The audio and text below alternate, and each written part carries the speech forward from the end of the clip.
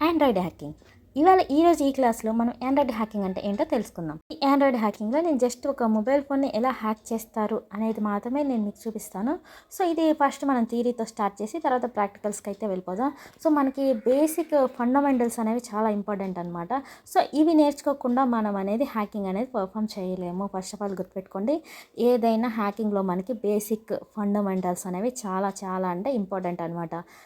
Theory నేర్చుకోకుండా ప్రాక్టికల్స్లోకి వెళ్ళేసి ప్రాక్టికల్గా మొబైల్ని హ్యాక్ చేస్తాం, లేదంటే ల్యాప్టాప్ని హ్యాక్ చేస్తాం, సిస్టమ్ని హ్యాక్ చేస్తాం అంటే అవ్వదు. మనకి థియరీ ఎంత ఇంపార్టెంటో ప్రాక్టికల్స్లో అనేది అప్పుడే మనకు తెలుస్తుంది. సో మనం అయితే ఇంకా టాపిక్లోకి అయితే వెళ్ళిపోదాం. సో ఆండ్రాయిడ్ హ్యాకింగ్లో నేను మొబైల్ హ్యాకింగ్ అనేది చూపించబోతున్నాను. సో మొబైల్ హ్యాకింగ్ అనేది ఎన్ని విధాలుగా చేస్తారు, ఏ టైప్లో చేస్తారు అనేది మీకైతే కొంచెం ఒక బేసిక్ నాలెడ్జ్ అయితే ఇచ్చేస్తాను. సో ఫస్ట్ ఆఫ్ ఆల్ ఏంటి అంటే సోషల్ ఇంజనీరింగ్ అండ్ ఫిషింగ్. ఇది మొబైల్ హ్యాకింగ్లో మోస్ట్ కామన్ మెథడ్. హ్యాకర్ డైరెక్ట్గా ఫోన్ని హ్యాక్ చేయడు, యూజర్ని మోసం చేసి డీటెయిల్స్ అనేవి తీసుకుంటాడు. లైక్ వాట్సాప్, ఎస్ఎంఎస్ కాల్స్లో మీ అకౌంట్ హ్యాక్ అయింది, ఓటీపీ చెప్పండి, లింక్ క్లిక్ చేయండి అని మెసేజ్ వస్తాయి. యూజర్స్ భయపడి లేదా ఆశతో రెస్పాండ్ అవుతాడు. ఇలా ఆ లింక్ని ఓపెన్ చేసినప్పుడు ఏమవుతుంది అంటే పాస్వర్డ్స్, ఓటీపీ, పర్సనల్ డీటెయిల్స్ అనేవి హ్యాకర్కి ఈజీగా వెళ్ళిపోతాయి. సో ఈ ఫిషింగ్ వల్ల కూడా మీ మొబైల్ అనేది హ్యాక్ అవ్వచ్చు. అండ్ నెక్స్ట్ వన్ వచ్చేసి malicious apps and spyware.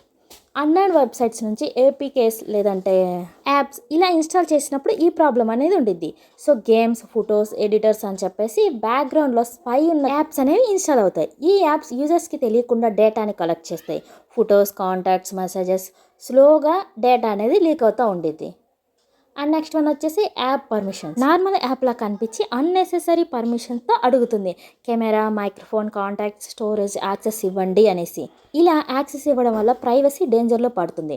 Users ఒక్కసారి ఎలో అని క్లిక్ చేసిన వెంటనే డేటా అనేది మిస్యూజ్ అవుతుంది. సో మన చేతులతో మనమే హ్యాకర్కి మన డేటా అనేది ఇచ్చేస్తున్నాం అనమాట. అండ్ నెక్స్ట్ వన్ వచ్చేసి public wifi and network attacks. So మీరు బేసిక్గా చూస్తూ ఉంటారు, రైల్వే స్టేషన్ అవ్వచ్చు, కేఫ్ అవ్వచ్చు, ఇలాంటి చోట ఫ్రీ వైఫైని చూస్తాం. కానీ ఈ నెట్వర్క్ సెక్యూర్గా అయితే ఉండవు. సమ్ వైఫైస్లో ఉన్న అటాకర్స్ మీ డేటాని ఇంక్రిప్ట్ చేయగలరు. బ్యాంకింగ్ యాప్స్ అయినా ఉండొచ్చు, సోషల్ మీడియా లాగిన్స్ అయినా అయ్యి ఉండొచ్చు. సో మీ డేటా అనేది లీక్ అయ్యే ఛాన్సెస్ ఉంటుంది ఏది పబ్లిక్ వైఫైని యూస్ చేసినప్పుడు.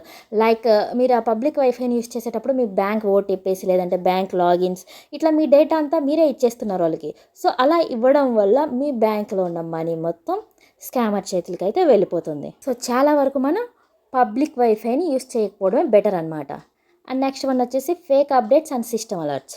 సో ఫోన్లో వైరస్ ఉంది, అప్డేట్ చేయకపోతే డ్యామేజ్ అవుద్ది అని ఫేక్ పాపప్ అయితే ఒకటి వస్తుంది. ఈ అలర్ట్ని నమ్మేసి క్లిక్ చేస్తే మాల్వేర్ ఫోన్లో ఇన్స్టాల్ అవుతుంది. ఇది చాలామంది ఈజీగా ట్రాప్ అయ్యే మెథడ్. సో నార్మల్గా మనం ఏం చేస్తాము, ఓహో అప్డేట్ చేసుకోండి అనగానే మనం ఏం చేస్తాం, అప్డేట్ చేసేస్తాం, ఓకే నిజం అనుకునేసి. And next one SMS and OTP based attacks. OTP అనేది సీక్రెట్, కానీ కొన్నిసార్లు కాల్స్ ఆర్ ఎస్ఎంఎస్ఎస్లో కూడా ఓటీపీ అడుగుతారు. యూజర్స్ షేర్ చేస్తే bank accounts, social media accounts ఈజీగా హ్యాక్ చేస్తారు. ఓటీపీ షేర్ చేయడం బిగ్గెస్ట్ మిస్టేక్. వాళ్ళు ఏం చేస్తారంటే మనం మ్యానిపులేట్ చేసే ఛాన్సెస్ ఉంటాయి. లైక్ ఎట్లాగంటే మేము బ్యాంక్ నుంచి కాల్ చేస్తున్నాం, సో ఇక్కడ ఈ ఎర్రర్ ఉంది, సాల్వ్ చేయాలి, మీ నెంబర్ చెప్పండి, మీ బ్యాంక్ డీటెయిల్స్ చెప్పండి, ఓటీపీ చెప్పండి అనేసి ఇలా మనల్నే ఓటీపీ చెప్పేలాగా చేస్తారనమాట. సో దానివల్ల మన బ్యాంక్ డీటెయిల్స్ అండ్ మనీ ఇలా మొత్తం హ్యాకర్ చేతిలోకి అయితే వెళ్ళిపోతాయి. నెక్స్ట్ వన్ వచ్చేసి సిమ్ స్వాప్ ఫ్రాడ్. హ్యాకర్ మీ నెంబర్ని డూప్లికేట్ సిమ్లో యాక్టివేట్ చేయడం. ఇలా చేశాక మీ ఫోన్ని వచ్చే ఓటీపీ హ్యాకర్కి వెళ్ళిపోతుంది. బ్యాంక్ ఈమెయిల్స్, సోషల్ మీడియా అన్ని వాళ్ళ కంట్రోల్లోకి అయితే వెళ్ళిపోతాయి.